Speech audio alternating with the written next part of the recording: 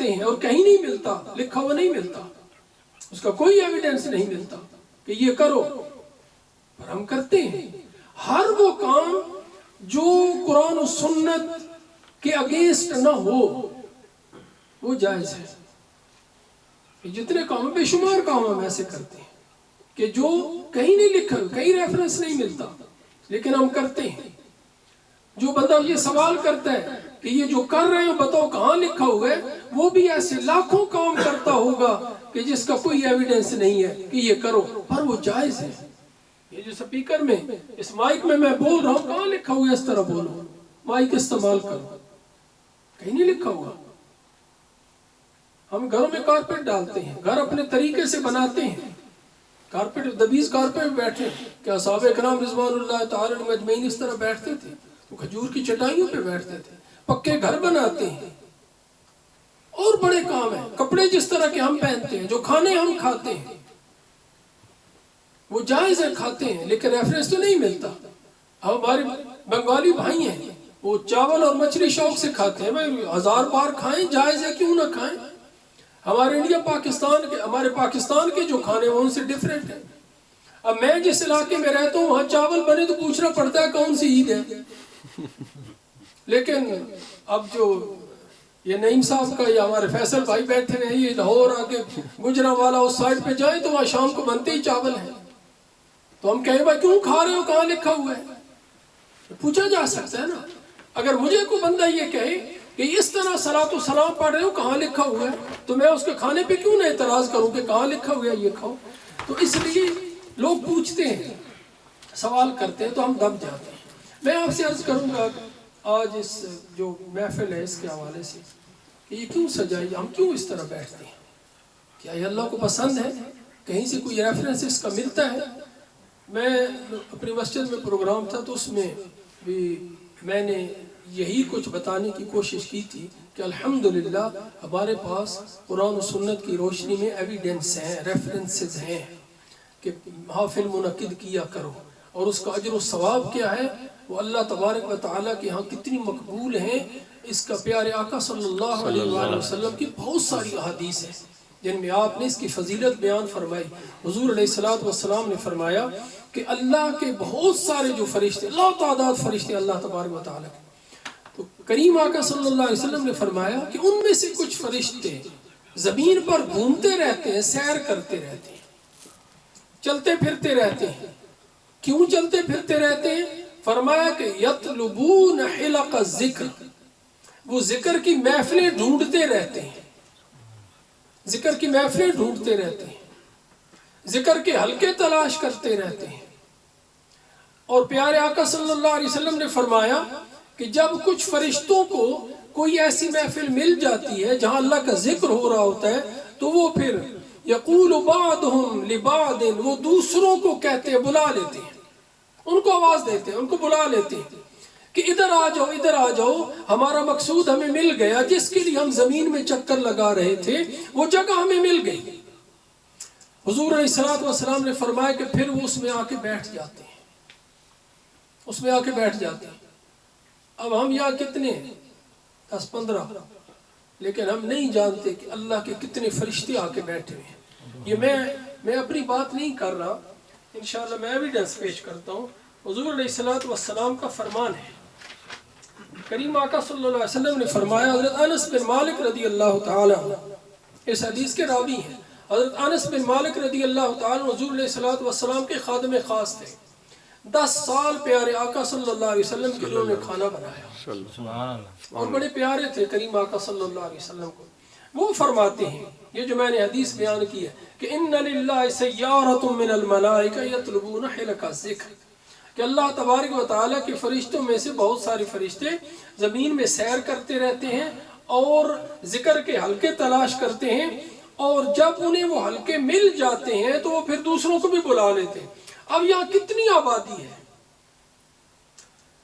اس سب آبادی کے بہت سارے فرشتوں کو جو اس کام کے لیے گھوم رہے تھے، جب فرشتوں نے دیکھا کہ یہاں پہ یہ حدیث شریف کی روشنی میں بیان کر رہا ہوں کہ یہاں نہیں بھائی کے گھر ذکر کا حلقہ لگا ہوا ہے، یہاں کچھ لوگ بیٹھے ہوئے ہیں جو اللہ کا ذکر کر رہے ہیں، تو وہ فرشتوں پھر دوسروں کو بھی بلا لیتے ہیں کہ یہاں آ کے بیٹھ جاؤ، ہمیں اپنا مقصود مل گیا، تو وہ پھر آ کے بیٹھ جاتے ہیں اور اس ذکر میں شامل ہو جاتے ہیں۔ اور جب وہ واپس جاتے ہیں تو اللہ تبارک و تعالیٰ ان سے پوچھتے ہیں کہاں سے آ رہے ہیں؟ اللہ تبارک و تعالیٰ کو تو پتہ ہے کہاں سے آ رہے ہیں، وہ تو دلوں میں چھپی ہوئی راز جانتا ہے، کیا اس کو نہیں پتا فرشتے کہاں کدھر سے آ رہے ہیں؟ لیکن ایک گواہی چاہیے کہ کہاں سے آ رہے ہیں۔ وہ عرض کرتے ہیں یا اللہ ہم زمین میں گئے تھے اور تیرے بندوں میں سے کچھ بندے فَيَقُولُونَ رَبَّنَا آتَيْنَا عَلَىٰ عِبَادٍ مِّنْ عِبَادِكَ، تیرے بندوں میں سے کچھ بندے ہمیں ملے کہ جو محفل سجائے بیٹھے تھے، تو اللہ تبارک و تعالیٰ پوچھتے ہیں وہ کر کیا رہے تھے پھر جب تم ان کے پاس گئے ہو، تو وہ کیا کر رہے تھے؟ تو وہ عرض کرتے ہیں وَيَتْلُونَ كِتَابَكَ وَيُصَلُّونَ عَلَىٰ نَبِيِّكَ مُحَمَّدٌ صلی اللہ علیہ وسلم، یا اللہ وہ تیری کتاب کی تلاوت کر رہے تھے اور تیرے نبی صلی اللہ علیہ وسلم پر درود بھیج رہے تھے۔ یہ حضرت انس بن مالک رضی اللہ تعالیٰ عنہ کی روایت ہے اور مسند بزار میں یہ نقل کی گئی ہے، بڑی مستند کتاب حدیث شریف کی،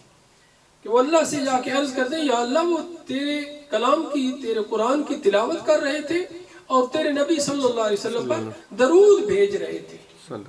تو اللہ تبارک و تعالیٰ فرماتے ہیں کہ پھر تم گواہ رہنا کہ اس محفل میں جتنے میرے بندے موجود تھے میں نے ان کو معاف کر دیا اور انہیں اپنی رحمت کی چادر میں ڈھانپ لیا۔ سبحان اللہ۔ پھر فرشتے عرض کرتے ہیں یا اللہ وَيُصَلُّونَ عَلَىٰ، یا اللہ کچھ ان میں ایسے ایک بندہ ایسا بھی تھا، ایک بندہ ایسا بھی تھا کہ جو بڑا گناہگار ہے، فَهُمُ الْجُلَسَاءُ، اللہ تبارک و تعالیٰ فرماتے ہیں کہ اس مجلس میں جو بھی آ کے بیٹھ گیا، یعنی ان بیٹھنے والوں میں جو بیٹھ گیا، فرشتے عرض کرتے ہیں کہ یا اللہ جب ہم گئے تو تیری محفل میں، اس محفل میں، تیرے بندوں کی محفل میں تیرے قرآن کی تلاوت ہو رہی تھی، نعت شریف پڑھی جا رہی تھی، اللہ تعالیٰ فرماتے ہیں کہ میں نے انہیں معاف کر دیا، اپنی رحمت کی چادر میں ڈھانپ لیا۔ وہ عرض کرتے ہیں یا اللہ وہ سارے ایسے نہیں تھے، بلکہ وَيَقُولُونَ يَا رَبِّ إِنَّ فِيهِمْ فلان الخطاء، کہ ان میں فلاں بندہ ایسا تھا جو بڑا گناہگار ہے، تو بڑا خطا کار ہے، پر اس محفل میں آ کے بیٹھ گیا تھا، اس محفل میں آ کے بیٹھ گیا تھا۔ تو اللہ تبارک و تعالیٰ فرماتے ہیں فَهُمُ الْجُلَسَاءُ لَا يَشْقَىٰ فِيهِمْ جَلِيسٌ، کہ اس میں ان بیٹھنے والوں کے ساتھ جو بھی بیٹھ گیا، اللہ تبارک و تعالیٰ فرماتے ہیں کہ وہ پھر بدبخت نہیں رہا۔ تم اس کے گناہ کی نشاندہی کر رہے ہو، پر اس محفل کی برکت اتنی تھی، ان بیٹھنے والوں میں جو بھی آ کے بیٹھ گیا وہ پھر بدبخت نہیں رہا، میری رحمت کی چادر نے اس کو بھی ڈھانپ لیا۔ پھر اللہ پوچھتے ہیں کہ جب محفل ختم ہوئی تو کیا مانگ رہے تھے؟ پھر انہوں نے دعا بھی کی، تو فرشتے عرض کرتے ہیں کہ ہاں یا اللہ وَيَسْأَلُونَكَ لِآخِرَتِهِمْ وَدُنْيَاهُمْ، کہ جب محفل ختم ہوئی تو پھر وہ تیری بارگاہ میں سوال کر رہے تھے اپنی آخرت کی بہتری کا اور اپنی دنیا کی بہتری کا، یعنی پہلے آخرت کو رکھا۔ ہمارا سارا فوکس دنیا پہ ہے نا، پیسہ کیسے کمانا ہے، گھر کیسے بنانا ہے، گاڑیاں کیسے لینی ہے، کیا کیسے سجانا ہے اس دنیا کو۔ لیکن اللہ کے فرشتوں نے جو اللہ تبارک و تعالیٰ سے جا کے بتایا نا کہ دعا کیا مانگ رہے تھے، اس کو آخرت کو پہلے رکھا اس میں، کہ وَيَسْأَلُونَكَ لِآخِرَتِهِمْ وَدُنْيَاهُمْ، کہ وہ تجھ سے اپنی آخرت کی بہتری مانگ رہے تھے اور تجھ سے اپنی دنیا کی بہتری مانگ رہے تھے۔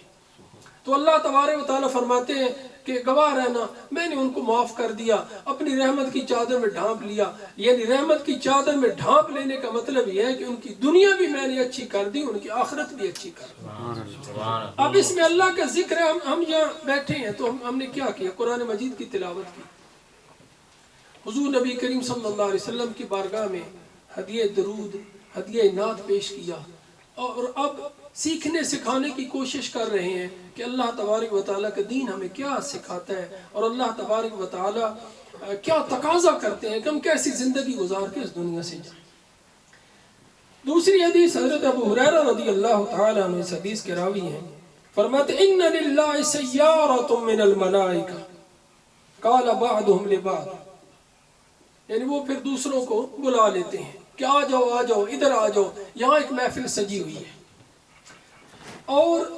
اس میں علماء کرام اور فقہا فرماتے ہیں کہ جب یہ محفل منعقد کرو تو گھر کو خوب سجا لیا کرو،